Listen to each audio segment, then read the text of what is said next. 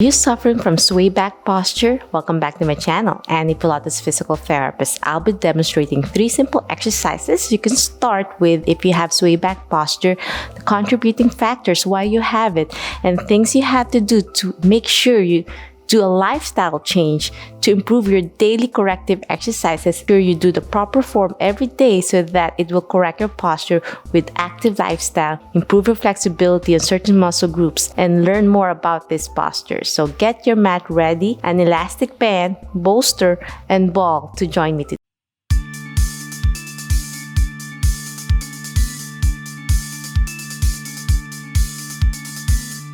So let's discuss a little bit anatomy about swayback posture. So what it looks like. So generally, it's not an anterior pelvic tilt posture that most videos that you will see in my channel. It's actually a different form where your center of gravity is behind your hip. Because with this posture, you can see here, I have a diagram. Your hip flexors are not tight like anterior pelvic tilt. Other than that, it's more pull to hyperextension. So if you've been doing a lot of yoga to stretch your hip flexors, if you have swayback posture, then it's not a good idea to stretch your hip flexors because it's already hyperextended, it's already super stretched and weak at the same time. So our program will be strengthening the hip flexors through your Pilates program. And then you have, instead of increased lordosis on your lumbar spine, you also have that it's rounded. So most of my patients with swayback posture also has a rounded forward shoulder posture and mild kyphosis or the wagger's hump. So I have 2 videos you can check about the wagger's hump and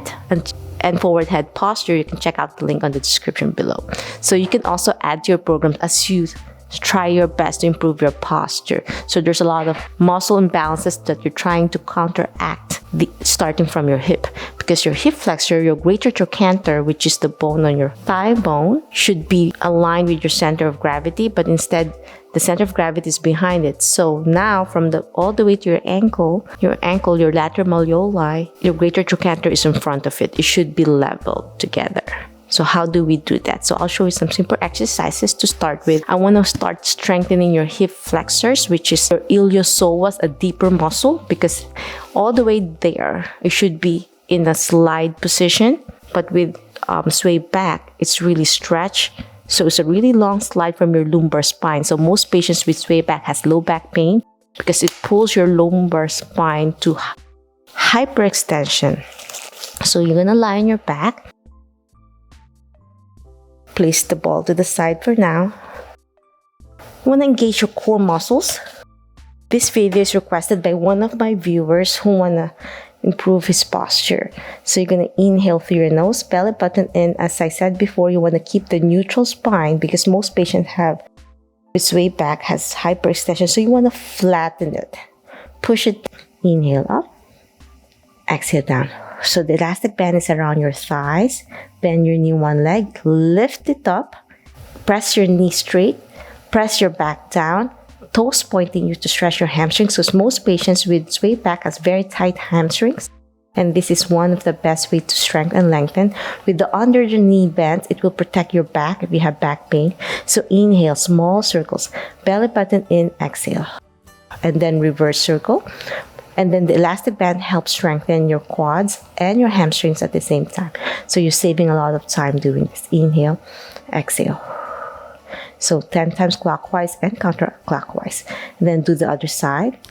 Inhale, exhale. I'm keeping my hand at my back to push down to remind yourself to lower it down. Correct your form. If you sleep all day, all night on your stomach, it's not a good idea because you're promoting more of your sway back. So try to change your lifestyle. Try to sleep on your back. Sleeping on your stomach also creates the neck pain. So it's best to slowly change your habit if you want to change your posture. Start sleeping properly. 8 hours in the same spot is not a good idea. So after doing small circles, my recommendation once you get better is to do bigger circles. 10 times clockwise and then 10 times counter with your breaths. And then do it also on the other side. So after doing 10 times with the circles, my next one that you want to strengthen is your hip abductors.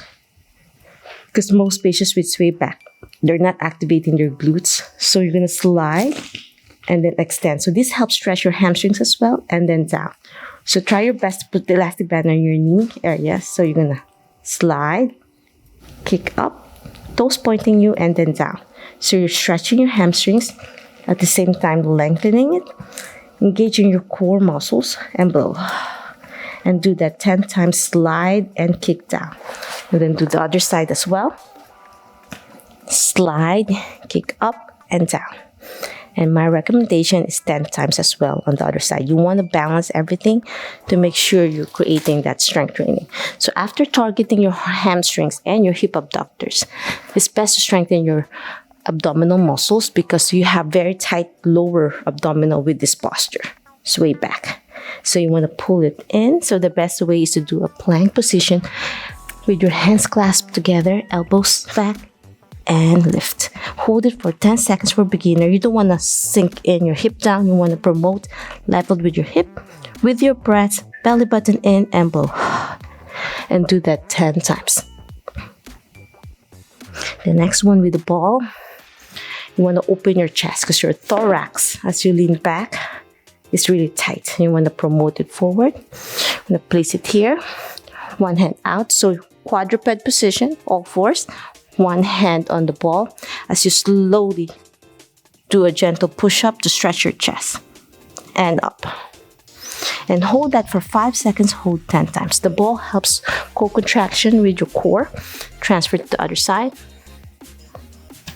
and down. So you want to really make sure you're 90 degrees on this level as you lower yourself with your breaths. Inhale, exhale.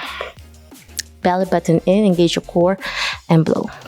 And now you're going to lie on your stomach. This is like one of my videos on my Dwagger's hump. And then with the elastic band, you want to strengthen your upper thoracic spine where it gets so tight and weak. So you're going to pull back as you look up gently. Inhale, exhale. You don't want to hyperextend on your spine. The ball helps you learn to keep it neutral spine. So check it. You don't want to make sure you're too much hyperextension. You just want to gently look up. Exhale, keeping your back straight. Pull back. Separate the bands. Inhale, exhale. Hold that for 5 seconds. 5, 4, 3, 2, 1, and down. And the next one, we want to release all the muscle tension, the myofascial release. If this is too painful for you, lying on the bolster horizontal, you can start with vertical, directly on your back. And you're going to feel on your thoracic spine opening. And you can put a pillow to support your neck if your core muscles are weak over here. And then open your arms out to stretch. And you're going to feel your thoracic spine opening on your rectus spine, on your thoracic spine. And after doing that for 5 minutes, hold. You place it horizontal now. And you're going to start massaging your thoracic area, not your lumbar, your thoracic. You don't want to put on your low back area. It's dangerous. Place your hands on your head to support as you roll back and forth. Release that tension. So after an exercise, it's best to stretch to lengthen more. So it really feels good all the way to your scapular area with your breathing. So I'm just rolling back and forth, using my legs, my feet to push back and forth. Inhale, exhale. And the last one with the bolster is to stretch your hamstrings, places in your hamstrings area to really, and then one leg bent and glide back and forth to release any tension, tightness. With your breathing back and forth, feel that release. And then do it both. So do one leg at a time so you can isolate the muscle because one leg could be tighter than the other. With your breaths. It feels so good to stretch, especially at the end of the day. So always remember the contributing factors. If you sit all day, try to stand up every 20 minutes. After 20 minutes, your mind, body will adapt to that prolonged sitting posture. Second, when you're standing up, look at the mirror, look at your posture, make sure you correct it to a little bit posterior tilt. Open your chest out, keep your neck straight, chin tuck. So it starts from your head. Our head is heavy, it's like a 12-pound bowling ball that puts pressure all the way to your lumbar spine. So you want to make sure it's proper alignment from the top all the way down in your hips. Thirdly, don't sleep on your stomach. That causes more of that sway back posture.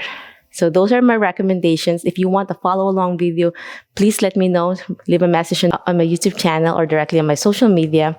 As well as if you want to learn more on in-depth back masterclass program, I opened the registration. You can check out the link down below if you want to be part of my small, intimate community where I'm going to share my knowledge for Pilates, yoga, physical therapy, evidence-based at-home therapy method to regain life without back pain, improve posture, core flexibility. Even though if you don't have back pain, this is an amazing class. You're going to learn a lot from me with 17 years experience.